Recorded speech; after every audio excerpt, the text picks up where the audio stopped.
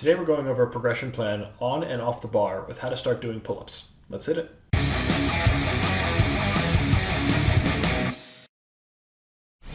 Today we're looking at the pull-up or the chin-up, whatever your goal is. There'll be a similar progression plan. We have on-bar and off-bar exercises, 4 of each to focus on in order to actually get us up to where we want to be. You don't have to be able to do any pull-ups or chin-ups to start. First up will be off-bar exercises. You need either dumbbells or bands to rock these. Reverse curl is up first. So the reverse curl functions on the brachialis, which is about the lower part of the upper arm from here to here. The brachialis, despite looking smaller than the major bicep muscles, actually is the prime mover for bending your elbow. So when you think of a pull-up, we have that bending of the motion upwards, compressing the elbows down. Brachialis is responsible for a lot of that final part of the pulling motion. So the reverse curl engages primarily the brachialis, a little bit of the biceps, but primarily the brachialis in order to actually build that prime elbow mover. Up next we have rows. Again, banded or dumbbells with these. With these we're targeting the lats. Really straightforward. Find either a bench, a box, a chair, something to actually lean up on to get the maximum amount of weight that you can if you're using a dumbbell. Otherwise, get the thickest band that you can comfortably get about 16 reps for. Do this for about 2 to 3 sets per session per arm. In line with the rows, we have a lat pull down.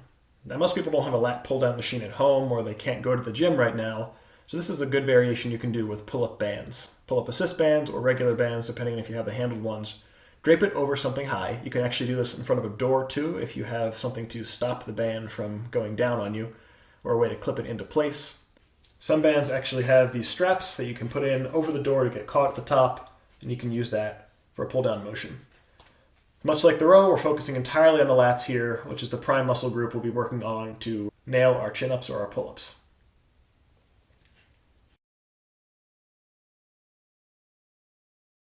Lastly, we'll be doing the inverted row. The inverted row you might not have access to unless you have a full bar or a table about bench bar height.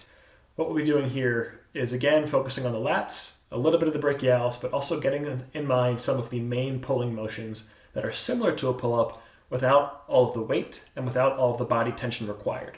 So we're getting our body used to the motion, getting our muscles used to the motion with about maybe 70% of the force taken away. Much like the other reps, we want to try and get about 16 of these with 2 to 3 sets. Now for the on the bar stuff. You don't need a gym pull-up bar to be able to do this. You can use a door pull-up bar, a small standing free rack you have at home, really anything you can pull up on. It doesn't have to have a specific specification to it or specific height, as long as you can just go up and clear your chin over the bar without bashing your head on top of anything. So first up, we're going to focus on the negative assist. You've seen this in our push-up video where we focus on the eccentric or negative part of the motion to really start to build up extra tension in the muscles. Same thing here, but if you've never done any kind of pull-up motions before, you haven't been able to get it, an assisted negative will really help you out. So with the assisted negative, you either need a partner or a pull-up assist band. You can grab a set of these for like $25, highly recommend them. They're useful for way more than just pull-up assists. So the concept is similar with either one you're using. Whether you have a partner or the band itself, get up to the top.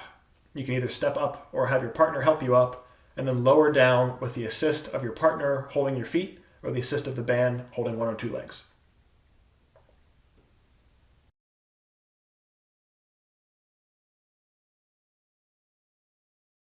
Up next, we have the true negative. So the same thing as the eccentric motion, except this time we're adding a little bit more force to you by relying completely on your body weight without any assist. So get rid of the partner, get rid of the assist band, and have a step stool or be able to jump up to the bar, something you can get up to there easily without having to pull yourself up. Get up to the top of the bar, hold yourself for about a second, and then lower down with your own body weight over the course of 1 to 2 seconds. Don't just drop down, control the motion. That's really what's going to be building up your strength for this. With the true negatives, you want to go sub-maximally for your reps. That means go before you fail. So if that takes 8 is absolute failure, shoot for about 5 to 6, rest for 3 to 5 minutes, and then go again for 2 to 3 sets. All right, ramping it one step further, next we have the assisted up, true negative down. So with the assisted up, we'll be back with our partner or our pull-up assist band, pulling up with the assist. At that point, we go down with purely our body strength and purely our body weight. We're combining the best of 2 worlds here. You have the eccentric part of the motion, which is entirely your own body weight, and we're starting to get the pull or the concentric part of the motion in there. We're going to be looking for the same progression plan with this, going sub-maximally. So again, if your failure rate is at about 8, shoot for 5 to 6, and then go for 2 to 3 sets after about 3 to 5 minutes rest.